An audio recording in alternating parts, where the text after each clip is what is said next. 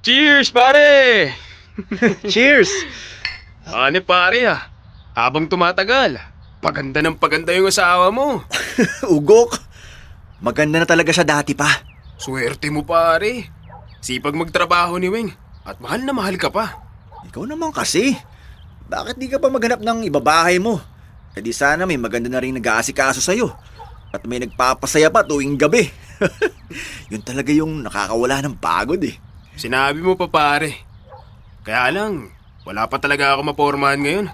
Puro may mga sabit eh. Eh baka naman pwede na pagtsagaan kahit may sabit. Mahirap yun pare. Uy, biro lang ha. Baka naman totohanin mo. Nakakamatay maging kabit ngayon. Alam ko naman yun. Di pa naman ako ganun katanga para maging kabit lang ng kung sino dyan. Di naman ako pangit. Hindi ka lang talaga sumusubo kaya olats ka. Tingnan mo ako. Kahit di gwapo, di ko sinukuhan si Weng. Di ko nga akalaing sasagutin niya ako eh. At pinakasalan pa. Kahit kasalang bayan lang, walang angal. Mahal na mahal ka kasi ni Mare. Ay, pinagpala ka talaga sa kanya. Sana makahanap din ako ng kagaya ni Weng. Di ko talaga pakakawalan yun pag nagkataon. Dapat lang pare. Baka mapunta pa sa iba. Teka, si Weng ba nagluto nitong pulutan natin? Oo, siya nga. Alam niya kasi na magiinuman tayo kaya dinamihan niya yung ulam namin na panghapunan. Aba, dapat may reward si misis mo pag ganyan kabait. Ako nang bahala sa kanya mamayang gabi. Ibang klase ka talaga. Lakas mo! Pare, baka naman pwedeng pahiram ng asawa mo. Bugok! Kahit gaano pa kalalim pinagsamahan natin, di ko papahiram yun sa'yo. Biro lang naman. Hindi ka pa naman siguro nasisiraan ng bait para gawin yun. May sakit ka na sa utak pag sineryoso mong hilingin yun sa akin ha. Pero, di naman ako nag-aalala kasi alam kong nirerespeto mo kami ng asawa ko. Alam ko rin na hindi ka gagawa ng kahit anong makakasira sa amin. Kaya nga, tiwala ko na ikaw yung naghahatid sundo sa kanya sa trabaho. Huwag kang mag-alala pare. Safe na safe sa akin si Mare. Di ko hayaang may makalapit na ibang lalaki sa kanya tuwing hinahatid sundo ko siya. Salamat pare ha. Alam mo naman minsan, ginagabi na ako ng uwi. Gustuhin ko man na daanan siya sa trabaho niya hindi talaga pwede. Mas maagang labas niya sa trabaho kaysa sa akin. Hayaan mo na. Nandito naman ako. Para saan pa pagkakaibigan natin kung simpleng bagay lang, di mo pa ako maaasahan. Yan ang gusto ko sa'yo eh, bilis mong kausap. Basta pag ikaw naman yung manghihingi ng pabor sa akin, huwag kang mahihiya. Oo naman. Ikaw yung unang-una kong lalapitan. Siya nga pala pare. Nakilala mo na ba yung bago niyong kapitbahay? Ha? May bago kaming kapitbahay? Oo. Kalilipat lang nung isang linggo. Pampihira. Ikaw yung kapitbahay tapos di mo alam. Samantalang ako kahit hinahatid sundo ko lang si Weng. Kilala ko na halos lahat ng mga kapitbahay niyo. Nakakakwentuhan ko pa minsan. Alam mo namang di ako mahilig makipagkwentuhan basta-basta. Pag nandito ako sa bahay, di ako lumalabas kung di naman importante. Pero, sino ba yung tinutukoy mo? Yung matandang babae na mukhang mangkukulam. Iingat ka ron. Baka kung anong gawin sa'yo.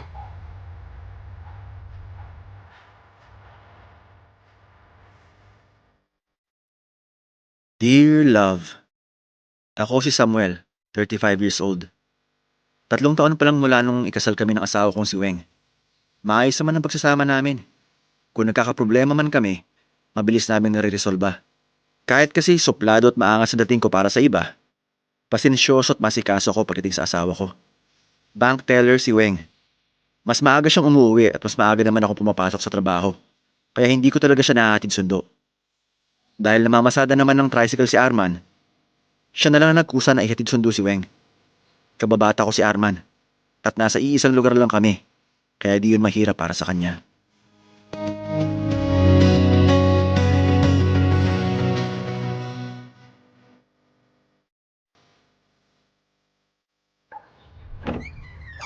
Pasok ka muna, Arman. Sige, Mare. Pamari-mari ka pa? Tayo lang naman nandito. Huwag ka na magpanggap dyan.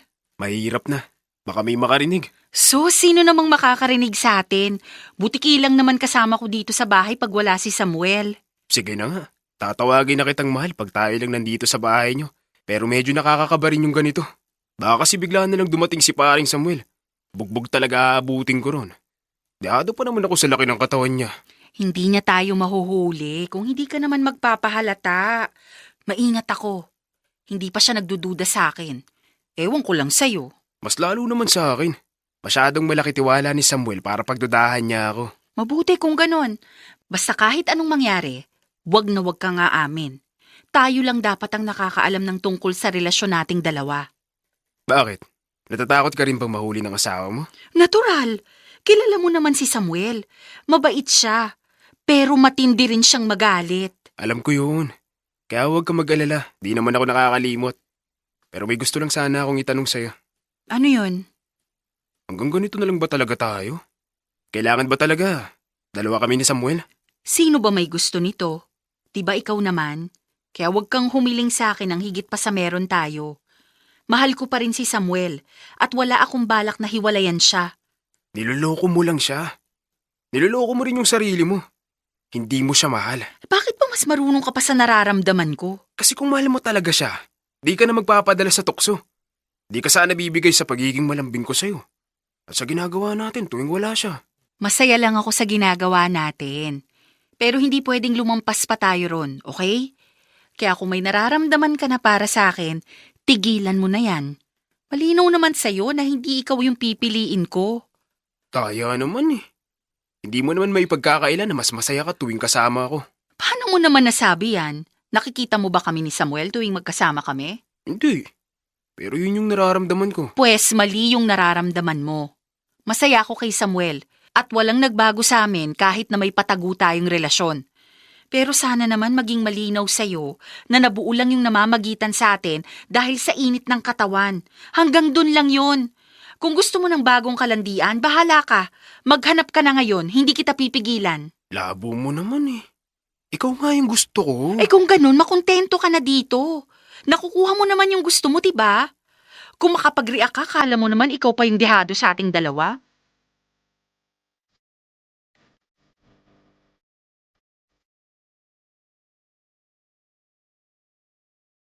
Noong mga panahong yon, wala pa rin ako alam sa nangyayari sa kanila. Wala pa akong kaalam-alam na doon nila mismo ginagawa sa bahay namin mga kalokohan nila. Hanggang isang araw, bigla na lang akong nilapitan ng kapitbahay namin na sinasabi ni paring Arman na mukhang mangkukulam. Mabait naman pala yung matanda. Nakipagkwentuhan lang siya nung una. Sinabi niya kung taga saan sila bago lumipat. Hanggang sa may nabanggit sa akin yung matanda.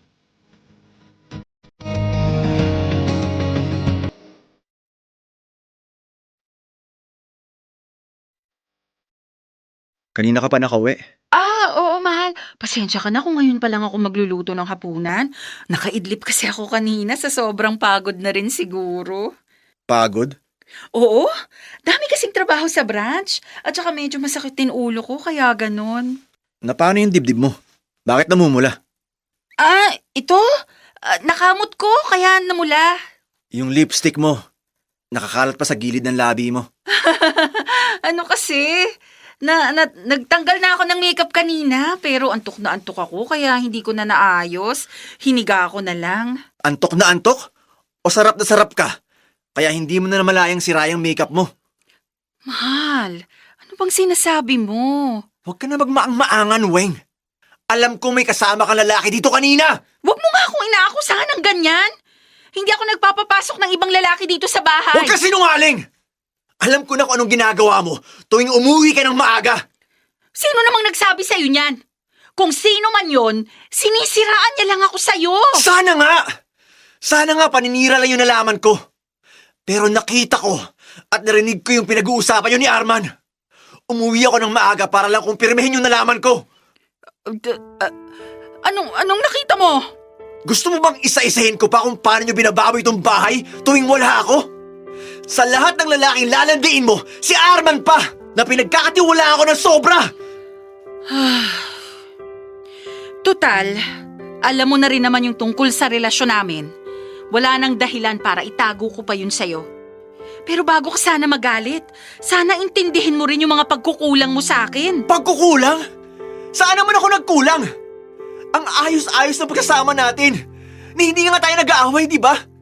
Binibigyan din kita ng sapat na oras kahit pagod ako sa trabaho. Kaya wag mo nang gawing dahilan na nagkulang ako sa'yo para lang maging tama yung panloloko mo sa akin. Natukso lang ako. Yun lang yun.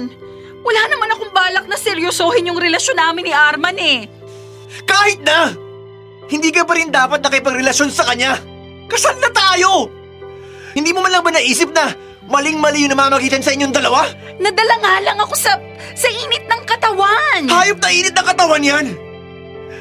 Mas mahalaga pa ba yun sa'yo? Ayos lang kahit magkasala ka, basta makamod yung kate mo! Pasensya ka na, mahal. Pangako, hindi ko na uulitin yon. Hindi na ako lalapit kay Arman. Hindi na rin ako magpapahatid sa kanya para makalayo sa tukso. Hindi na! Huwag niyong itigil! Sayang naman yung nasimulan niyo. Magpakasaya kayo! Tutal, mukhang kayo naman talaga yung bagay na magsama!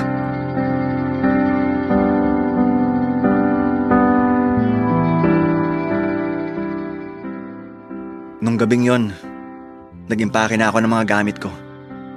Hindi ko pinalaya si Weng dahil mas malaki ang ambag niya sa pagpapagawa ng bahay namin.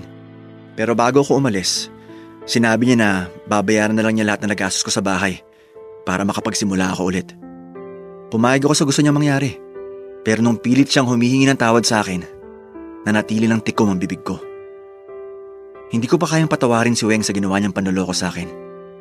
Walang dahilan para gawin niya yon. Pero bago pa ako makapagsalita ng masakit at bago ko pa siya mainsulto, pinili ko nang umalis.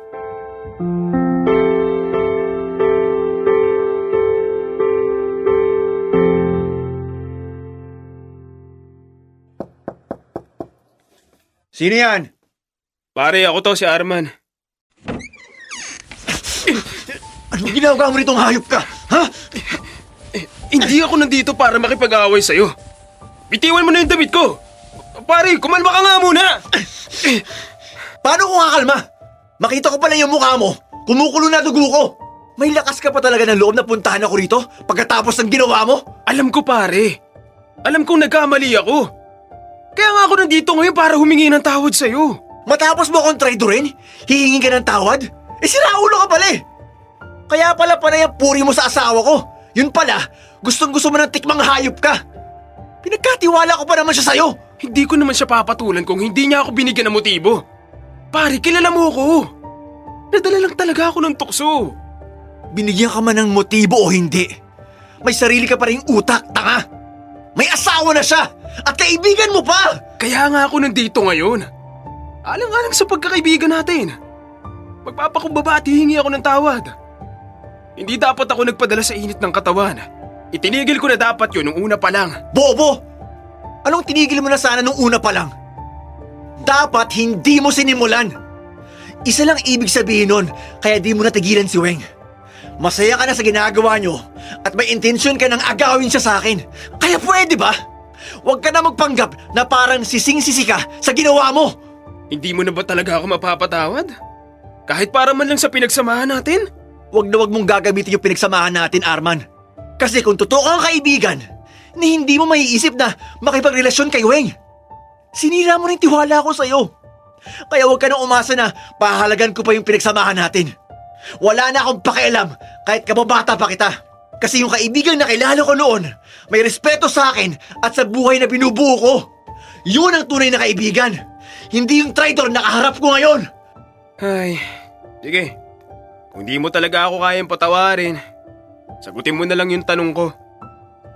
Wala ka na bang balak na makipagbalikan kay Weng? Kasi kung wala na, paninindigan ko na lang siya. Walang hiya ka talaga? Sabi na eh! Hindi ka talaga pumunta dito para humingi ng tawad. Sa itsura mo pa lang, hindi na ako naniniwala. Umalis ka na. Kundi, di lang sutok aabuti mo sa akin. Nahihirapan din ngayon si Weng kaya kailangan niya ng karamay. Kung hindi mo na siya mahal at hindi mo na siya babalikan, sa akin na lang siya pare. Parang awa mo na. Gustong gusto ko yung asawa mo. Yun talaga yung totoo. At oo, aaminin ko. Matagal ko na siyang kursunada. Kaya ngayong ayaw mo na sa kanya, hindi ko na siya pakakawalan pa.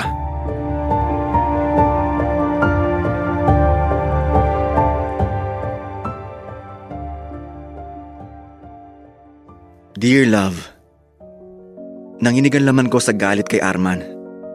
Sa totoo lang, umasa ako na kahit papano, totoo yung paghingi niya ng tawad. Sinubukan ko mag-apply ng trabaho sa abroad. Sa awa ng Diyos, 3 taon na ako ngayon dito sa Saudi. Nabalitaan ko na naghiwalay din silang dalawa dahil sa away nila sa pera. Wala akong ginawa. kinarama pa rin sila dahil sa kasalanan nila. Hindi ko naisip na gumanti. Napag-isip-isip ko kasi na hindi ko naman kailangan magpakababa ng ganon para lang patunayang sila yung nagkamali. Mas mabuti pang ayusin ang sarili kaysa manira ng iba. Dahil yun na yung pagkakataon ko para ako naman yung makakita ng sarili kong halaga.